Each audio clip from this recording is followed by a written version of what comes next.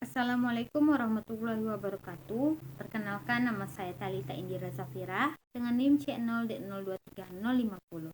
Di sini saya akan membahas tentang penyusutan dan amortisasi dalam akuntansi perpajakan. Definisi dan konsep dasar penyusutan atau depreciation adalah proses pengalokasian biaya perolehan aset tetap berwujud menjadi beban selama masa manfaatnya. Dalam akuntansi perpajakan, penyusutan merupakan biaya yang dapat dikurangkan dari penghasilan bruto untuk menghitung penghasilan kena pajak.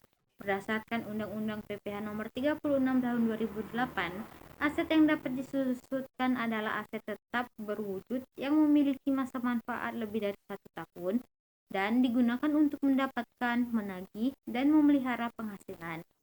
Amortisasi adalah proses pengalokasian biaya perolehan aset tidak berwujud menjadi beban selama masa manfaatnya.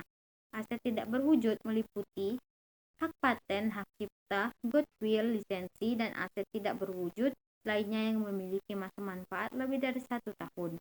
Berdasarkan pasal 11A Undang-Undang PPh, pengeluaran untuk memperoleh aset tidak berwujud yang mempunyai masa manfaat lebih dari 1 tahun dapat diamortisasi dengan metode yang sama dan metode penyusutan aset tetap berwujud.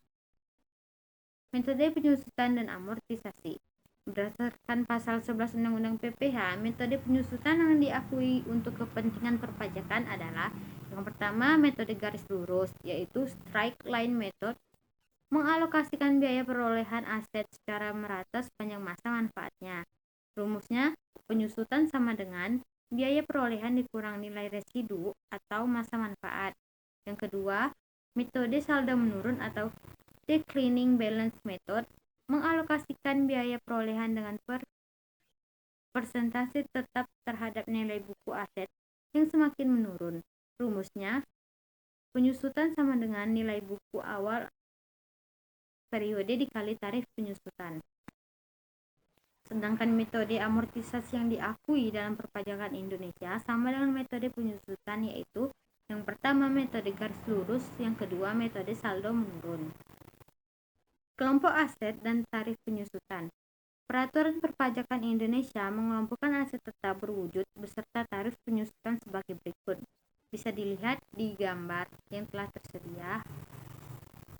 Untuk kelompok harta berwujud bukan bangunan, kelompok 1 yaitu 4 tahun, tarif penyusutannya pada metode garis lurus sebesar 25% dan metode saldo menurunnya sebesar 50%.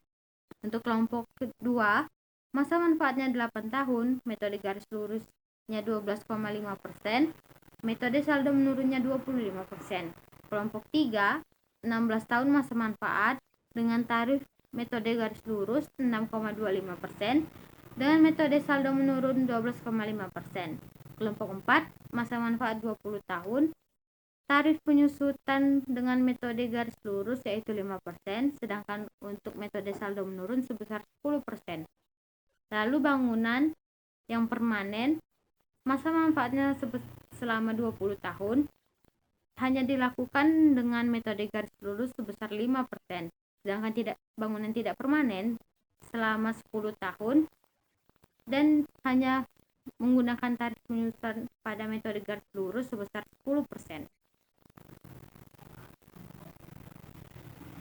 Berdasarkan pasal 11A Undang-Undang PPh, aset tidak berwujud dikelompokkan berdasarkan masa manfaatnya, seperti ada di gambar.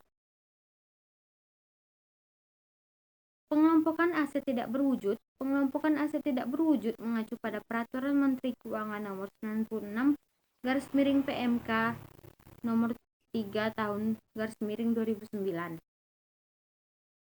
Kelompok 1, masa manfaat 4 tahun, yaitu perangkat lunak atau software komputer.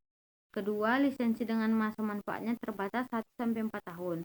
Kelompok 2, masa manfaat 8 tahun, yaitu hak paten dengan masa berlaku 5-8 tahun, lisensi dengan masa manfaat terbatas 5-8 tahun.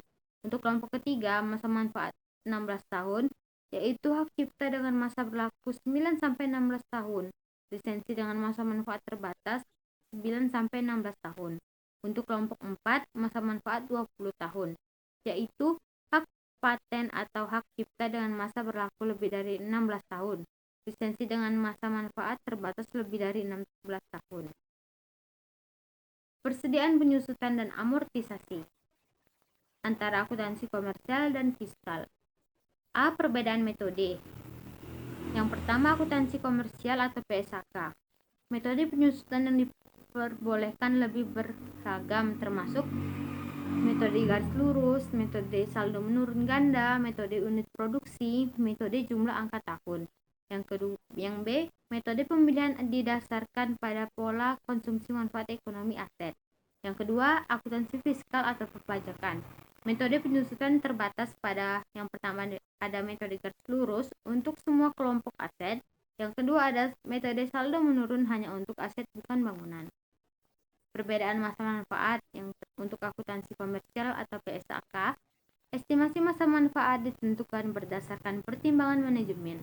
Dapat direvisi jika terdapat perubahan signifikan dalam pola konsumsi manfaat ekonomi aset. Yang kedua, untuk akuntansi fiskal atau perpajakan. Masa manfaat ditetapkan dalam peraturan Undang-Undang PPH dan peraturan turunannya. Lalu tidak dapat direvisi kecuali ada perubahan peraturan. C. Perubahan nilai yang dapat disusutkan atau diamortisasi. Untuk akuntansi komersial atau PSAK, biaya perolehan dikurangi nilai residu. Biaya perolehan mencakup semua biaya yang diperlukan untuk membawa aset ke kondisi dan lokasi untuk dapat dioperasikan. Lalu untuk akuntansi fiskal atau perpajakan, nilai yang dapat disusutkan adalah biaya perolehan beberapa komponen, biaya yang mungkin tidak dapat diakui sebagai bagian dari biaya perolehan. Contoh perhitungan. 1. Penyusutan. Contoh 1. Metode garis lurus. PT ABC membeli mesin produksi dengan perolehan 200 juta pada Januari 2023. Mesin termasuk dalam kelompok 1, masa manfaat 4 tahun. Jawabannya, penyusutan tahunan sama dengan 200 juta rupiah dikali 25% hasilnya 50 juta rupiah per tahun. Contoh yang kedua, menggunakan metode saldo menurun. Jika PT ABC menggunakan metode saldo menurun untuk mesin yang sama, maka jawabannya tahun pertama di 2023 sebesar 200 juta rupiah dikalikan 50% hasilnya 100 juta rupiah. Untuk tahun kedua di tahun 2024 sebesar 100 juta rupiah dikali 50% hasilnya 50 juta rupiah.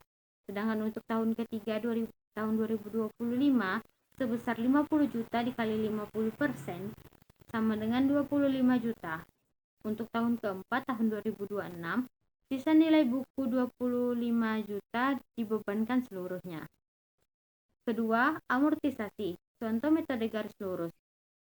PT XYZ membeli lisensi perangkat lunak harga 80 juta rupiah pada Maret 2023. Lisensi ini berlaku selama 6 tahun dan termasuk dalam kelompok 2. Jawabannya, amortisasi tahunan sama dengan 80 juta rupiah dikalikan 12,5%, hasilnya sebesar 10 juta rupiah per tahun. Sekian materi yang dapat saya sampaikan. Apabila ada salah kata atau ucapan saya mohon maaf. Saya akhiri. Wassalamualaikum warahmatullahi wabarakatuh.